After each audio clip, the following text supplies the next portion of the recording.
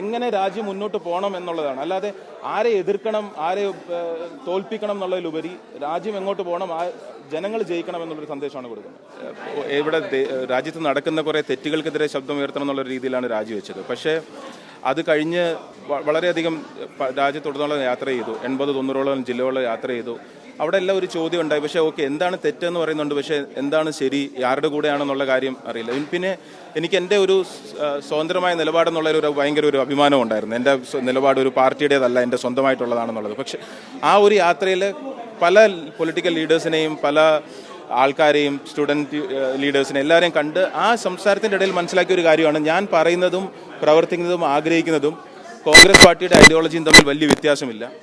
അതുകൊണ്ട് തന്നെ അങ്ങനെ ഒരു ലേബലിനെ അല്ലെങ്കിൽ ആ പാർട്ടിയിൽ അങ്ങ് സബ്സ്യൂമായി പോവോ, സ്വന്തം വ്യക്തിത്വം ഇല്ലാതായി പോവോ എന്നുള്ളൊരു പേടിയുടെ ആവശ്യമില്ല എന്നുള്ളൊരു ക്ലാരിറ്റി. പിന്നെ ഇവരെല്ലാം ഇവിടെ കണ്ടില്ലേ, ഇപ്പം ജിഗ്നേഷ്, കനയ്യ, സെന്തിൽ, ഇവരെല്ലാവരും ഒക്കെ ഇൻസ്ട്രുമെൻ്റൽ ആയിരുന്നു. അതായത് വരൂ, you can retain what you are and contribute ചെയ്യാൻ പറ്റുന്നിടത്ത് കോൺട്രിബ്യൂട്ട് ചെയ്യാം എന്നുള്ളൊരു ആ ഒരു വിശ്വാസം വന്നതിനപ്പുറം ആണ് ജോയിൻ ചെയ്യാൻ തീരുമാനിച്ചത്.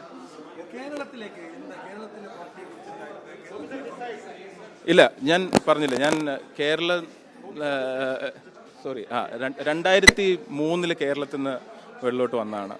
അത് കഴിഞ്ഞ് ഓഫ് കോഴ്സ് വീടുണ്ട്, നാട്ടിൽ വരാറുണ്ട്, അതെല്ലാം ഉണ്ടായിട്ടുണ്ട്. പക്ഷേ കേരളത്തിലെ പൊളിറ്റിക്സ് എന്നുള്ള രീതിയിൽ അത്രയും വ്യക്തമായൊരു ധാരണയോടെ എനിക്ക് കറൻ്റ്ലി ഒരു അഭിപ്രായം പറയാൻ പറ്റില്ല. തീർച്ചയായിട്ടും ഭാവിയിൽ I will be able to explain it better.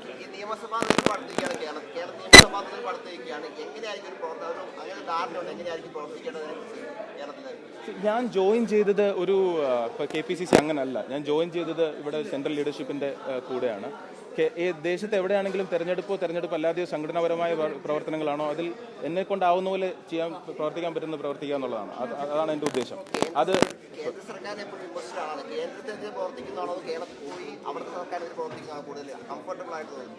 Comfortable എന്നുള്ളതല്ലല്ലോ, comfortable ആയി ഇരിക്കുന്നത് തന്നെയായിരുന്നു. വളരെ കംഫർട്ടബിൾ ആയിട്ട് പോയിക്കൊണ്ടിരുന്നു. പക്ഷെ കംഫർട്ട് എന്നുള്ളൊരു ക്വസ്റ്റ്യൻ അല്ല. നമ്മൾ എന്താണോ ആവശ്യം അതിനനുസരിച്ച് പ്രവർത്തിക്കുക എന്നുള്ളതാണ്. അപ്പോൾ ഇപ്പോൾ ഏതാണോ പാർട്ടിയുടെ ആവശ്യം, അല്ലെങ്കിൽ എവിടെയാണോ എനിക്ക് തോന്നുന്നത് എൻ്റെ പ്രവർത്തനം കൂടുതൽ ആവശ്യപ്പെടുന്നത് അവിടെ പ്രവർത്തിക്കുക എന്നുള്ളതാണ്. അല്ലാതെ ഞാൻ പ്രത്യേകിച്ച് ഇങ്ങനെ തീരുമാനിച്ചിട്ടില്ല, ഇവിടെ പ്രവർത്തിക്കും ഇവിടെ പ്രവർത്തിക്കില്ല എന്നുള്ള രീതിയിൽ തീരുമാനിച്ചിട്ടില്ല.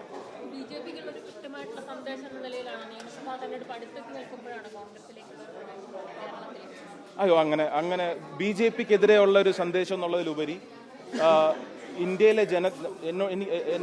എന്നോട് സംസാരിക്കുന്നു, അല്ലെങ്കിൽ ഞാൻ പറയുന്നത് കേൾക്കുന്നു, അല്ലെങ്കിൽ അങ്ങനെ ഒരു സംഭാഷണം ഉണ്ടാകുന്ന ജനങ്ങളുണ്ട്. അവരോടുള്ള ഒരു സന്ദേശമാണ്. അവരെന്നോട് ചോദിക്കുന്നുണ്ടായിരുന്നു, എന്താണ് ഒരു തീരുമാനം എടുക്കാത്തത്, എന്താണ് like why are you no where എന്നുള്ളൊരു തീരുമാനം. അപ്പം അതിൽ എനിക്കൊരു ക്ലാരിറ്റി കിട്ടി എന്നുള്ളൊരു സന്ദേശം മാത്രമാണ്. എങ്ങനെ രാജ്യം മുന്നോട്ട് പോകണം എന്നുള്ളതാണ്. അല്ലാതെ ആരെ എതിർക്കണം, ആരെ തോൽപ്പിക്കണം എന്നുള്ളതിലുപരി രാജ്യം എങ്ങോട്ട് പോകണം, ജനങ്ങൾ ജയിക്കണം എന്നുള്ളൊരു സന്ദേശമാണ് കൊടുക്കുന്നത്.